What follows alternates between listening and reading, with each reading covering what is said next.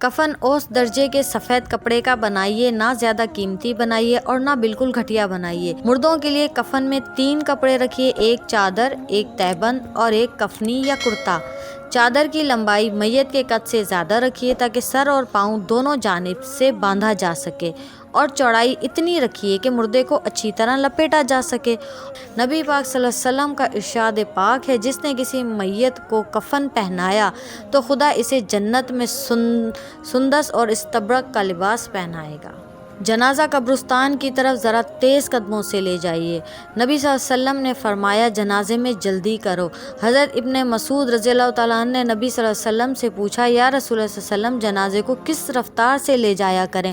فرمایا، جلدی جلدی، دوڑنے کی رفتار سے کچھ کم۔ اگر مردہ صاحب خیر ہے تو اسے انجام تک جلدی پہنچاؤ، اور اگر صاحب شر ہے تو اس شر سے اپنے آپ کو جلد دور کرو۔ جنازے کے ساتھ پیدل جائیے۔ نبی پاک صلی اللہ علیہ وسلم ایک جنازے کے ساتھ چلے اور آپ صلی اللہ علیہ وسلم نے دیکھا کہ چند آدمی سوار ہیں۔ آپ صلی اللہ علیہ وسلم نے ان سے کہا، تم لوگوں کو شرم نہیں آتی کہ اللہ کے فرشتے پیدل چل رہے ہیں اور تم جانوروں کی پیٹھ پر ہو؟ البتہ جنازے سے واپسی پر سواری پر آ سکتے ہو۔ نبی اکرم صلی اللہ علیہ وسلم ابو واحدی رضی اللہ عنہ کے جنازے میں پیدل گئے اور واپسی میں گھوڑے پر سوار ہو کر آئے۔ جب آپ جنازہ آتا دیکھیں تو کھڑے ہو جائیں، پھر اگر اس کے ساتھ چلنے کا ارادہ نہ ہو تو ٹھہر جائیے کہ جنازہ کچھ آگے نکل جائے۔ نبی صلی اللہ علیہ وسلم نے فرمایا، جب تم لوگ جنازے کو دیکھو تو کھڑے ہو جاؤ، اور جو لوگ جنازے کے ساتھ جائیں وہ اس وقت تک نہ بیٹھیں جب تک جنازہ نہ رکھا جائے۔ نماز جنازہ پڑھنے کا بھی اہتمام کیجیے اور جنازے کے ساتھ جانے اور کندھا دینے کا بھی اہتمام کیجیے۔ نبی پاک صلی اللہ علیہ وسلم کا ارشاد ہے، مسلمان کا مسلمان پر یہ حق ہے کہ وہ جنازے کے ہمراہ جائے، اور آپ صلی اللہ علیہ وسلم نے یہ بھی فرمایا کہ جو شخص جنازے میں شریک ہوا اور جنازے کی نماز پڑھی تو اسے 1 قرات کے برابر ثواب ملتا ہے۔ نماز کے بعد جو دفن میں بھی شریک ہوا وہ 2 قرات کے برابر ثواب دیا جائے گا۔ کسی نے پوچھا، 2 قرات کتنے بڑے ہوں گے؟ آقا صلی اللہ علیہ وسلم نے فرمایا، 2 پہاڑوں کے برابر۔ مردے کی قبر شمال جنوب لمبائی میں کھدوائیے اور مردے کو قبر میں اتارتے وقت قبلے کی طرف رکھ کر اتاریے۔ اگر مردہ ہلکا ہو تو 2 آدمی اتارنے کے لیے کافی ہیں، ورنہ حسب ضرورت 3 یا 4 آدمی اتاریں۔ اتارتے وقت میت کا رخ قبلے کی طرف کر دیجیے اور کفن کی گرہیں کھول دیجیے۔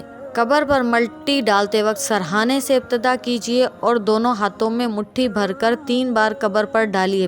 پہلی بار مٹھی ڈالتے وقت پڑھیے، منہا خلقناکم، اسی زمین سے ہم نے تمہیں پیدا کیا۔ دوسری بار مٹی ڈالتے وقت پڑھیے، وفیہا نعیدکم، اسی زمین میں ہم تمہیں لوٹا رہے ہیں۔ اور تیسری بار جب مٹی ڈالیں تو پڑھیے، ومنہا نخرجکم تارۃ اخری، اور اسی سے ہم تمہیں دوبارہ اٹھائیں گے۔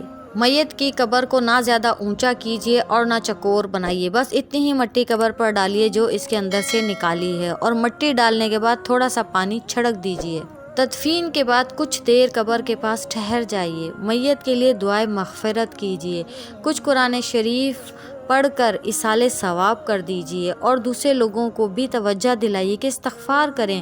نبی کریم صلی اللہ علیہ وسلم تدفین کے بعد خود بھی استغفار کرتے اور لوگوں سے بھی فرماتے کہ یہ حساب کا وقت ہے، اپنے بھائی کے لیے ثابت قدمی کی دعا مانگو اور مغفرت طلب کرو۔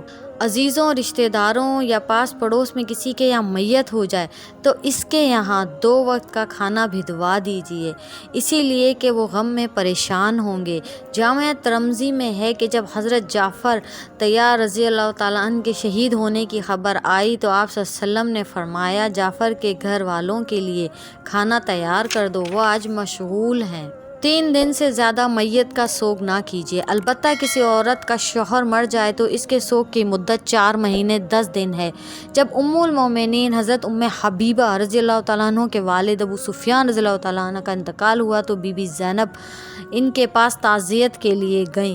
حضرت ام حبیبہ نے خوشبو منگوائی، اس میں زعفران کی زردی وغیرہ ملی ہوئی تھی۔ ام المومنین نے وہ خوشبو اپنی باندھی کے ملی اور پھر کچھ اپنے منہ پر ملی اور پھر فرمانے لگیں کہ اللہ پاک شاہد ہے، مجھے خوشبو کی حاجت نہیں تھی، مگر میں نے نبی پاک صلی اللہ علیہ وسلم سے یہ فرماتے سنا ہے کہ جو عورت خدا اور روز آخرت پر یقین رکھتی ہے وہ کسی مردے کا سوگ 3 دن سے زیادہ نہ بنائے، البتہ شوہر کے سوگ کی مدت 4 مہینے 10 دن ہے۔ میت کی طرف سے حسب حیثیت صدقہ اور خیرات بھی کر دیجئے۔ صدقہ جاریہ کے طور پہ آپ جو کر سکتے ہیں، پانی کی ٹنکی لگوا سکتے ہیں، کسی کی مدد کر سکتے ہیں، اور یہ صدقہ جاریہ جب تک اللہ تعالیٰ آپ کو توفیق دے آپ اسے جاری رکھیے۔ اللہ پاک ہم سب کو ان پیارے آداب پر عمل کرنے کی توفیق عطا فرمائے۔